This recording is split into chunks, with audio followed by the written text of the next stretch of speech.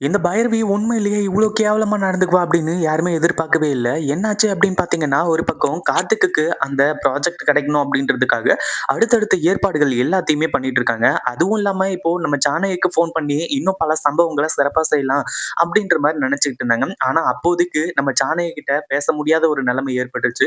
கடைசியா என்னாச்சு அப்படின்னு பார்த்தீங்கன்னா, இப்போ நம்ம இலக்கியா அந்த அதாவது மில்லுல வந்து பார்த்தீங்கன்னா, ஏற்கனவே எல்லாருமே அங்க தான் வேலைக்கு போயிட்டு இருக்காங்க. ஆனா இது யாருக்குமே தெரியறது வந்து பார்த்தீங்கன்னா கிடையாது.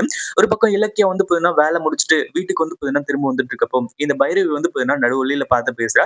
இந்த மாரி உன்னோட நிலைமை இவ்ளோ கேவலமா ஆயிடுச்சே. நீ வந்து பார்த்தீங்கன்னா, கௌதமோட வாழ்க்கையிலயும், என் அண்ணி ஜானகியோட வாழ்க்கையிலயும் வராம இருந்திருந்த அப்படின்னா, இந்நேரத்துக்கு அவங்க ராணி மாரி வந்து பார்த்தீங்கன்னா இருந்திருப்பாங்க. என் கௌதம் ராஜா மாரி நான் வந்து வச்சுட்டு இருந்திருப்பேன். ஆனா உன்னால தான் அவங்க 2 பேரும் வந்து பார்த்தீங்கன்னா, இப்போ இந்த மாரி ஒரு நிலைமையில இருக்கக்கூடியது அப்படின்ற ஒரு விஷயத்த சொல்றாங்க. இத கேட்டதுக்கு அப்புறமா வந்து பார்த்தீங்கன்னா, இலக்கியாவுக்கு பயங்கரமான கோவம். அத விட வந்து பார்த்தீங்கன்னா, இன்னொரு ஒரு முக்கியமான விஷயம் என்ன அப்படின்னு பார்த்தீங்கன்னா, நம்ம ஜானகி வந்து பார்த்தீங்கன்னா, ஃபோன் எடுக்கல அப்படின்னு உடனே அந்த ஒரு பழியையும் நம்ம இலக்கியா மேல தூக்கி போடுறாங்க. அப்பதான் வந்து பார்த்தீங்கன்னா, இலக்கியாவுக்கு பயங்கரமான கோவம் வர ஆரம்பிச்சிருது. உங்க உங்கள பத்தி எல்லாருக்குமே வந்து நல்லாவே தெரியும். அதுவும் இல்லாம ஜானகி அத்த கிட்ட பேசறதுக்கு உங்களுக்கு என்ன இருக்கு? அப்படின்ற மாரி வந்து கேட்குறாங்க. ஏன்னா, ஏற்கனவே இந்த சொத்து எல்லாத்தையுமே ஆட்டைய போட்டாங்க. இதெல்லாம் பிரச்சனை கிடையாது. அதே மாதிரி ஜானகி கிட்ட வந்து பார்த்தீங்கன்னா, கார்த்திக் தான் பேசணும் அப்படின்ற மாரி வந்து சொன்னான் அப்படின்றதுல இருந்து, இன்னும் பல விஷயங்கள சொல்றாங்க. அதே மாதிரி இங்க பாரு இலக்கியா, நான் சொல்றத ஒரே ஒரு வாட்டி கேளு. அதாவது அந்த கௌதம் வந்து பார்த்தீங்கன்னா, இந்த 200 கோடி ரூபாய் ப்ராஜெக்ட் இருக்கு இல்லையா? அந்த ஒரு ப்ராஜெக்ட் வந்து பார்த்தீங்கன்னா, ஒரே ஒரு சைன் மட்டும் போட சொல்லு. அப்படி இப்படின்ற மாரி வந்து சொல்லி, இப்போ கௌதமோட ஒரு திறமைக்கு இருக்கிற மதிப்ப வந்து பார்த்தீங்கன்னா குறைக்கிறதுக்கு பார்க்குறாங்க. அதுவும் இல்லாம கௌதம அமைதியா இந்த ப்ராஜெக்ட்ல வந்து பார்த்தீங்கன்னா சைன் போட்டுட்டு போ சொல்லு.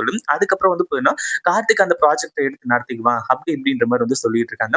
ஒரு பக்கம் நம்ம இலக்கியாவுக்கு கார்த்திக்குக்காக இத பண்ணணும் அப்படின்ற மாரி வந்து சொல்றது ஓகே தான். ஆனா இந்த பைரவி சொல்ற விதம் ரொம்பவே மோசமா இருக்கு.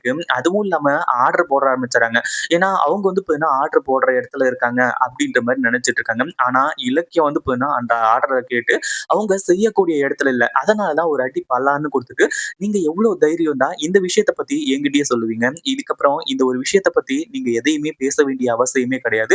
அதுவும் இல்லாம நீங்க வந்து பார்த்தீங்கன்னா, கௌதம்க்கு ஒரு மிகப்பெரிய ஒரு எடுத்து குடுத்துட்டீங்க. ஏன்னா, அந்த சொத்து, கம்பெனி இது எல்லாமே வேணா வந்து பார்த்தீங்கன்னா, கார்த்திக்கோட அப்பா வெங்கட்ராமன் சம்பாதிச்சதா இருக்கலாம். அவங்களுக்கு சேர வேண்டிய சொத்துன்னு சொல்லிட்டு கார்த்திக் வந்து பார்த்தீங்கன்னா, அத எடுத்துக்கிட்டு இருக்கலாம். ஆனா கௌதமோட திறமைக்கு கிடைச்ச ஒரு பரிசு.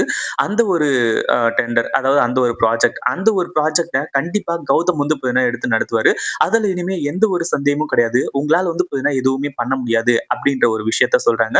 அதுவும் இல்லாம இப்போ பைரவிக்கு பயங்கரமான அதிர்ச்சி. ஏன்னா அவ ஒரு கணக்கு போட்டு வச்சிருந்தா. ஆனா இங்க அடுத்தடுத்து எல்லாமே வந்து பார்த்தீங்கன்னா தப்பு தப்பாவே நடந்துருச்சு. இதுக்கு மேல வந்து பார்த்தீங்கன்னா ஒண்ணுமே பண்ண முடியாது அப்படின்னு சொல்லிட்டு வந்து யோசிச்சுக்கிட்டு இருக்காங்க. அதே மாதிரி இது வந்து பார்த்தீங்கன்னா நம்ம கார்த்திக் நேரா வந்து நம்ம கௌதம் கிட்டயும், இலக்கிய கிட்டயும் கேட்டா கூட கண்டிப்பா நம்ம கௌதம் வந்து பார்த்தீங்கன்னா அத செய்யறதுக்கான வாய்ப்பு இருக்கு. ஏன்னா இந்த ப்ராஜெக்ட் அது இதுன்னு சொல்லிட்டு அவருக்கு எதுவுமே தேவை கிடையாது. அதுவும் இல்லாம அவ்ளோ சொத்தையும் வந்து பார்த்தீங்கன்னா அவர் விட்டுட்டு வரும்போது, இதுக்கு மேல இத பத்தியெல்லாம் எதுவுமே பேச வேண்டியது இல்ல அப்படின்ற மாரி அமைதியா விட்டுறாங்க. இந்த வீடியோ புடிச்சிருந்தா லைக் பண்ணுங்க, ஷேர் பண்ணுங்க. இப்பதான் நம்ம சேனலுக்கு ஃபர்ஸ்ட் டைம் வரீங்க அப்படின்னா, கீழ இருக்க சப்ஸ்கிரைப் பட்டன பிரஸ் பண்ணிக்கோங்க.